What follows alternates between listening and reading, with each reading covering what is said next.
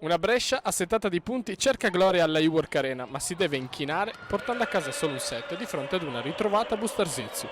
Ritrovata perché se la vittoria di mercoledì poteva essere casuale, oggi la squadra di Marco Musso vince e convince, mettendo in campo il bel volley che da tempo ci si aspettava.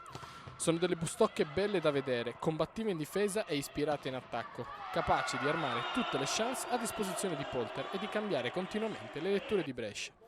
Alla solita sostanza di Mingardi e ad una Alexa Gray decisiva come poche, si aggiungono la grande performance di Olivotto e Stevanovic. Le due centrali alzano il muro, sono immarcabili in attacco e diventano l'arma in più al servizio, chiudendo con 25 punti, di cui 8 muri e 2 essi in 2.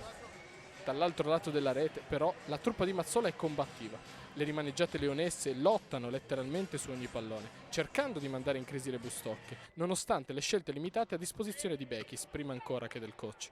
Nicoletti con 23 punti e Jasper con 19 provano a caricarsi la squadra sulle spalle, a fasi alterne, ma basta solo per uscirne a testa alta. Banca Valsabbina esce con un pugno di mosche da questa trasferta e senza muovere la classifica.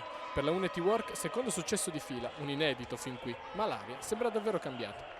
Sì, è vero, stiamo lavorando molto bene in allenamenti e siamo riusciti a portare in partita quello che stiamo facendo in allenamento. Sono molto contenta perché avevamo un periodo veramente difficile e siamo riusciti a uscire da quel casino.